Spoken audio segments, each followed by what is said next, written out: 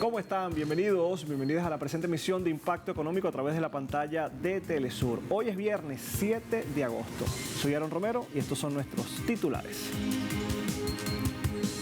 En Argentina, el Senado aprobó con 37 votos a favor y 33 en contra el proyecto de inviolabilidad de la propiedad privada, pero se retiran capítulos controvertidos. En nuestro espacio de análisis hablamos del mineral del cobre y la importancia como material estratégico en la economía mundial. Y en nuestro recorrido digital le adelantamos que Panamá confirmó un nuevo incremento en los precios de los combustibles que regirán en las próximas 2 semanas.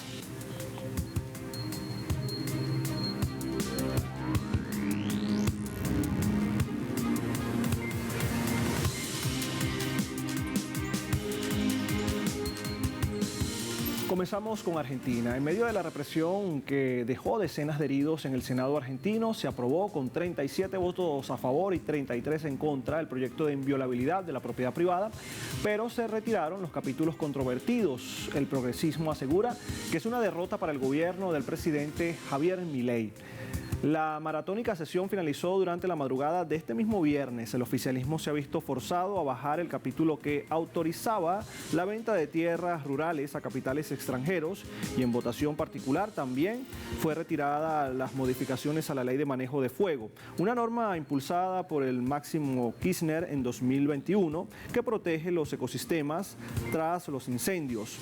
Los senadores de Córdoba, también de Salta, Santa Cruz, Misiones, Chubut, frenaron el avance propuesto por la ultraderecha en alianza con 2 senadores radicales. Mientras se producía el debate, las organizaciones sociales y sindicales políticas se movilizaron en medio de la brutalidad de las fuerzas del Estado que dejaron varios heridos, entre ellos una reportera que sufrió graves lesiones. El proyecto ahora pasa a los diputados.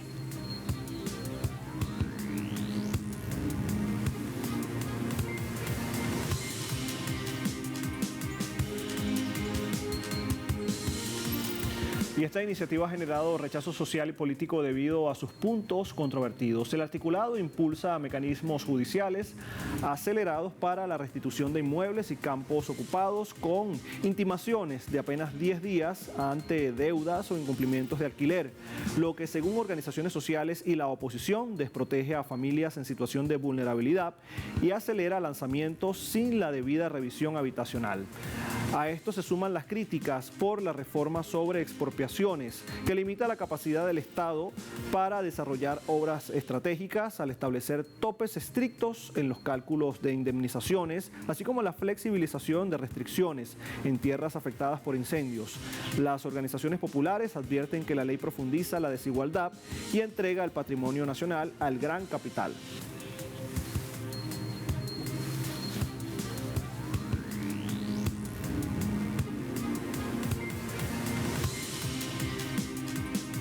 Tenemos ahora información desde Venezuela. La presidenta encargada del país, Delcy Rodríguez, puso en marcha un plan de financiamiento dirigido a comerciantes y emprendedores de La Guaira que resultaron afectados por el doblete sísmico del 24 de junio. Esto forma parte de un programa integral de reactivación económica con enfoque social y productivo.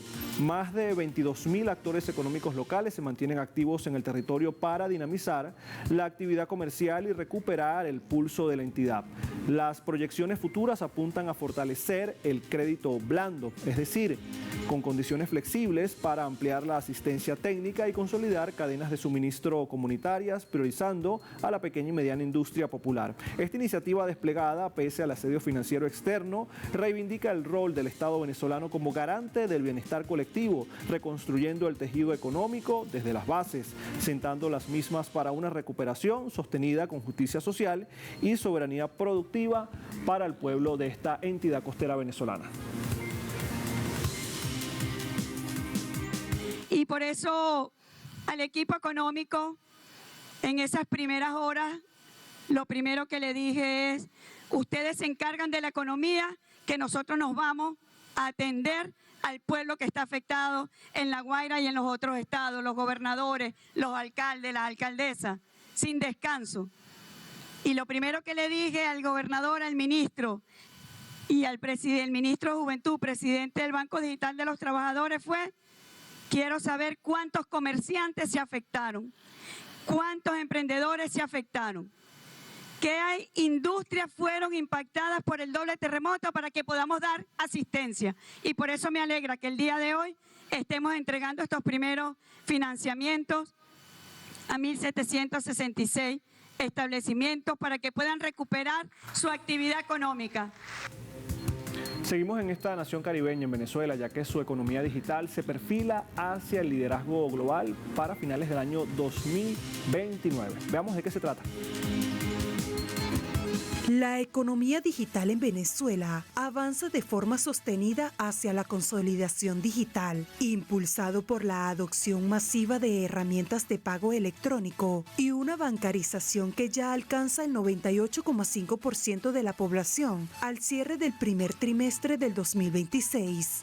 Según la Cámara Venezolana de Comercio Electrónico, indicó que el mecanismo como el pago móvil, consolidado a partir de la pandemia, se ha transformado en un pilar esencial para agilizar las transacciones cotidianas entre personas naturales y jurídicas. Actualmente el 90% de los pagos comerciales se efectúan mediante este método digital. Hay que destacar que esta evolución paulatina coloca a Venezuela en una posición estratégica para afianzar entre 2028 y 2029 como una de las referentes globales en la materia. En el ámbito bancario, se proyecta una consolidación definitiva de la banca digital venezolana hacia el año 2030, en consonancia con las instrucciones de la presidenta encargada, Delcy Rodríguez, para digitalizar la totalidad de las transacciones financieras y poder entrar en ese ecosistema. Según datos oficiales, el sector de comercio electrónico en el país caribeño creció un 125% durante el 2025, posicionándose como el más alto de Latinoamérica, lo que refleja cómo el sector ha venido creciendo en los últimos años de forma sostenida.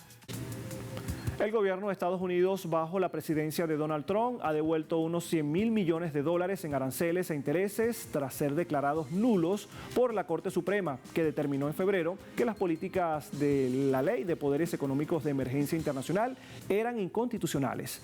Hasta el día 31 de julio se han ajustado o aceptado reembolsos por un valor de 128.680 millones de dólares, de un total estimado de hasta 175.000 millones.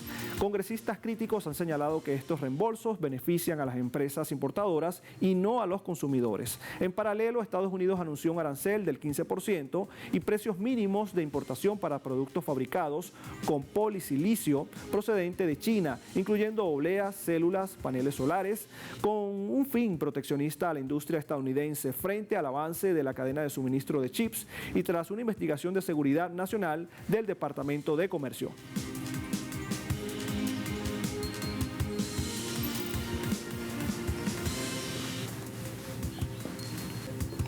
Y el sistema de salud en Cisjordania está al borde del colapso por la falta de liquidez debido a la retención de fondos fiscales del Estado ocupante de Israel.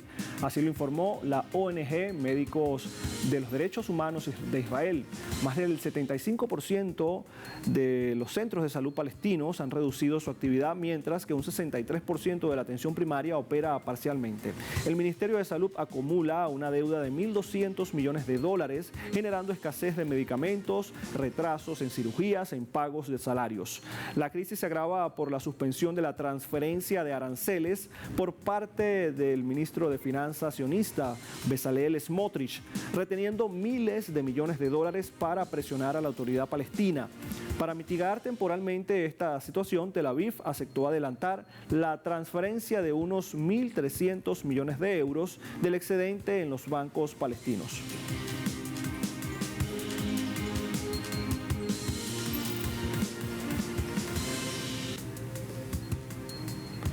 Mientras tanto, en Emiratos, la empresa energética ADNOC Distribution registró resultados históricos durante el primer semestre del año al obtener un beneficio neto de 568 millones de dólares, un incremento interanual del 59%, que refleja también el fortalecimiento de sus operaciones y el impacto favorable de las ganancias por inventario. Veamos más.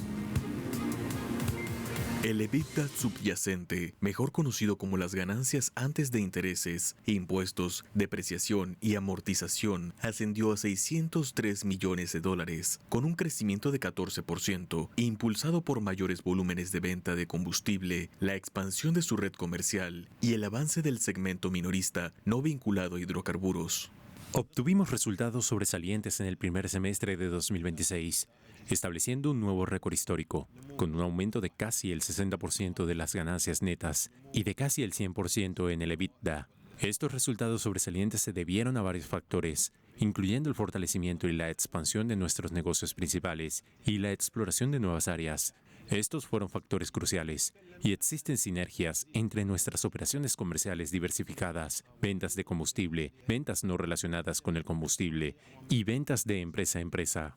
La compañía amplió su presencia en Emiratos Árabes Unidos, Arabia Saudita y Egipto, alcanzando 1.045 estaciones de servicio, un aumento de 11% respecto al año anterior. Su director ejecutivo, Bader Saded Al-Lamki, destacó que estos resultados responden a una estrategia de diversificación que combina el fortalecimiento del negocio tradicional con nuevas áreas de crecimiento, incluyendo servicios comerciales y ventas corporativas.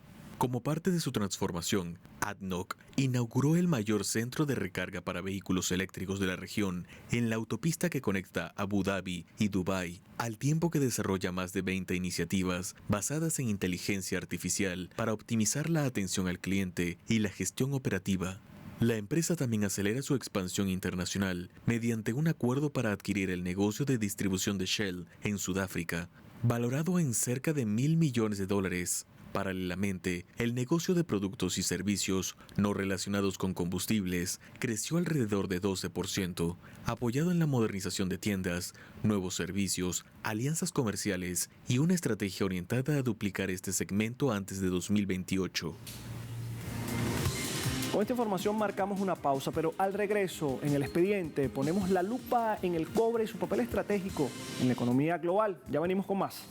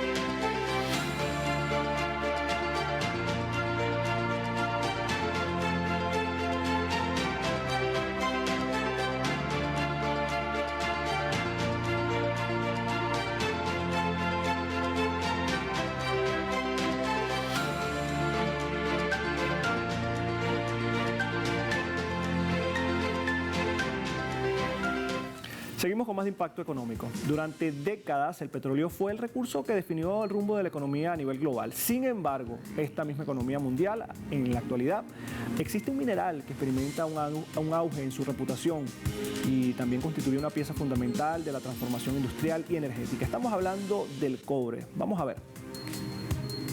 La elevada conductividad eléctrica, resistencia a la corrosión y versatilidad convierten al cobre en un recurso indispensable para la construcción, la generación y transmisión de energía, la fabricación de vehículos eléctricos y el desarrollo de infraestructura tecnológica.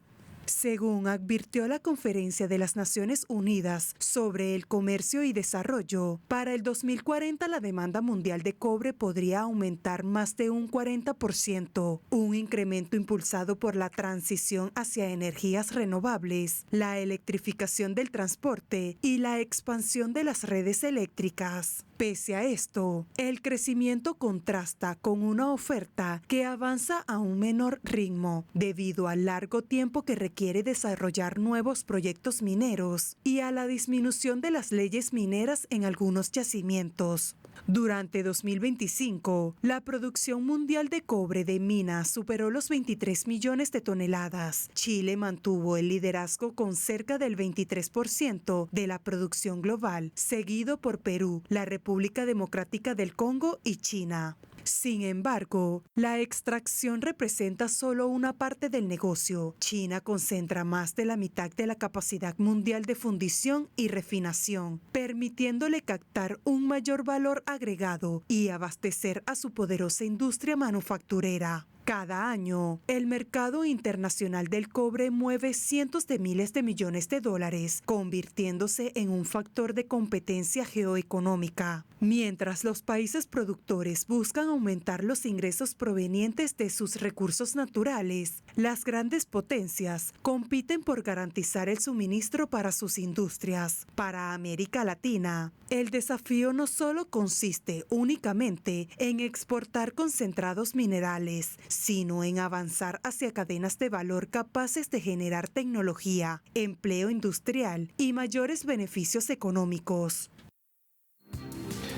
Y es que la transición energética es otro mercado emergente que depende en gran medida del cobre. Los parques eólicos requieren varias toneladas de este metal para sus generadores, transformadores y también sistemas de transmisión. Las plantas solares igualmente utilizan grandes cantidades de cobre en inversores, cableado y conexiones eléctricas. De acuerdo con estimaciones de la Agencia Internacional de Energías, las tecnologías de energía limpia consumirán una proporción cada vez mayor del cobre disponible durante las próximas décadas. Y la expansión de redes eléctricas inteligentes y sistemas de almacenamiento incrementarán aún más la demanda. Esta situación ha impulsado inversiones multimillonarias en nuevos proyectos mineros, especialmente en la región de América Latina y África. No obstante, organismos internacionales advierten que la oferta podría resultar insuficiente si no se aceleran las inversiones en exploración y procesamiento. Para los países productores, el reto consiste en aprovechar este ciclo de demanda para fortalecer la industrialización y evitar depender únicamente de la exportación de materias primas.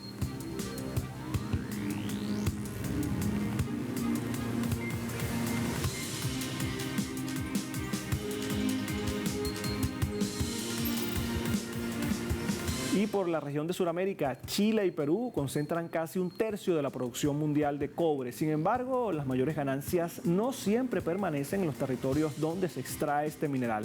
La cadena de valor del cobre incluye exploración, extracción, fundición, refinación, también manufactura y fabricación de productos industriales, etapas que generan márgenes económicos crecientes. China se ha consolidado como el principal beneficiario de este mercado al controlar aproximadamente el 58% del consumo mundial de cobre refinado y una parte significativa de la capacidad de procesamiento. El país asiático importa concentrados provenientes de América Latina, África y Oceanía para transformarlos en cables eléctricos, motores, equipos industriales, paneles solares, baterías y componentes electrónicos con alto valor agregado. Chile, por su parte, continúa siendo el mayor exportador de cobre, obteniendo ingresos anuales que representan una parte importante de sus exportaciones. El cobre también es una de las principales fuentes de divisas en Perú, mientras que la República Democrática del Congo en África incrementa rápidamente su participación gracias a nuevas inversiones. La creciente demanda mundial ha convertido al cobre en un recurso estratégico. Sin embargo, persiste el debate sobre la necesidad de que los países productores desarrollen industrias de transformación propias para capturar una mayor proporción de riqueza generada por este mineral.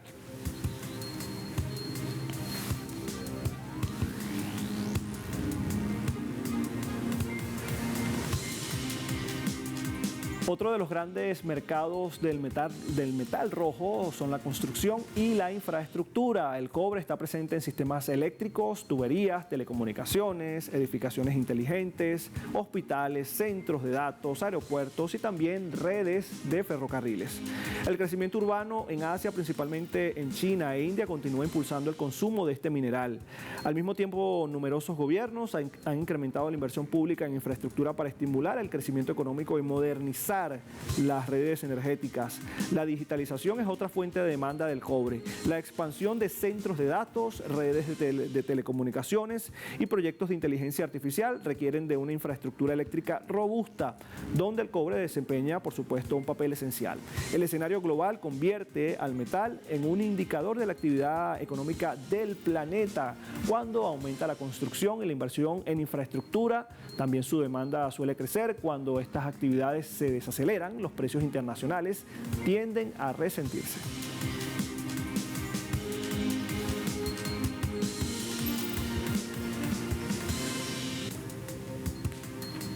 Igualmente, los vehículos eléctricos también representan uno de los principales mercados para el cobre. Mientras un automóvil de combustión utiliza entre 20 y 25 kilogramos de cobre, un vehículo eléctrico puede requerir entre 60 y 80 kilogramos debido a sus motores, baterías, sistemas electrónicos y cableado.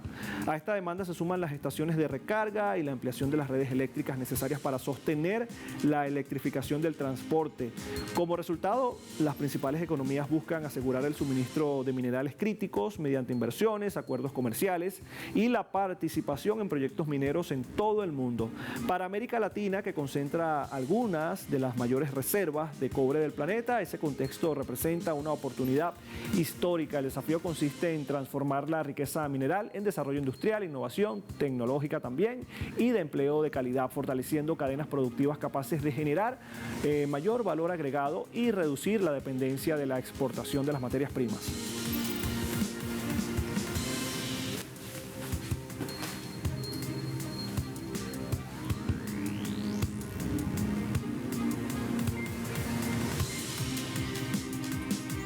Marcamos otra pausa en nuestro recorrido digital. Le contamos que Panamá confirmó durante esta jornada un nuevo incremento en los precios de los combustibles. Ya volvemos con más.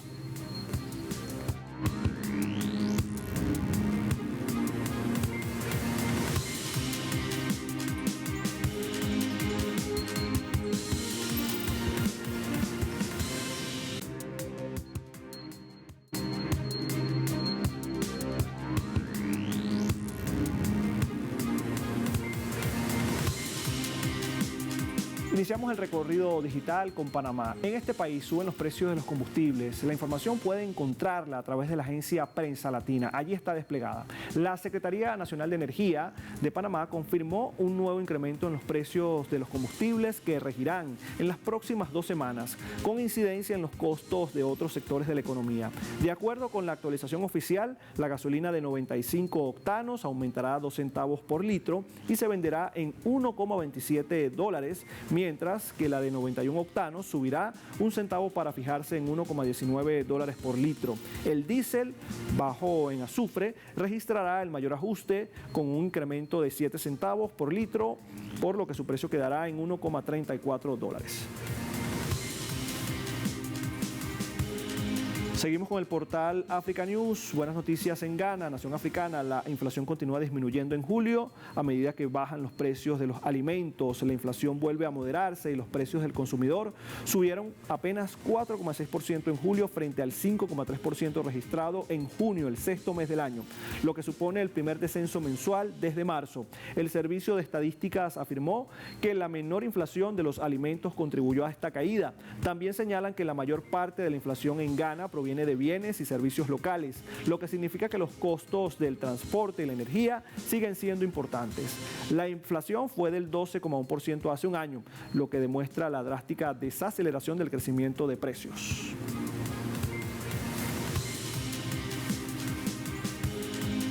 Tenemos información de Hispan TV que destaca lo siguiente: la importación de crudo saudí a Estados Unidos cae a cero tras 40 años. Según datos preliminares emitidos por el Departamento de Energía estadounidense, las refinerías del país dejaron de recibir petróleo de Arabia Saudita durante todo el mes de julio, tras haber importado más de 800.000 barriles diarios a principios de año. Expertos indicaron que este cambio podría ser temporal, afirmando que las importaciones estadounidenses de petróleo saudí podrían recuperarse en agosto hasta alcanzar 300.000 barriles diarios, acercándose nuevamente a los niveles habituales en los últimos años, y recalcaron que este hecho pone de manifiesto la reconfiguración de las cadenas mundiales de suministro energético en medio de las tensiones provocadas por el conflicto entre Estados Unidos e Israel contra la República Islámica de Irán.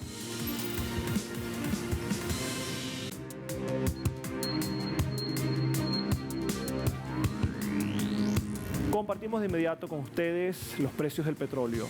El indicador WTI marca $76.61, baja 0,68 centavos de dólar. El barril de Brent de referencia en Europa se ubica en $81,70, baja también 0,80 centavos de dólar, y el crudo de la OPEP se ubica en $76,97 sin variaciones.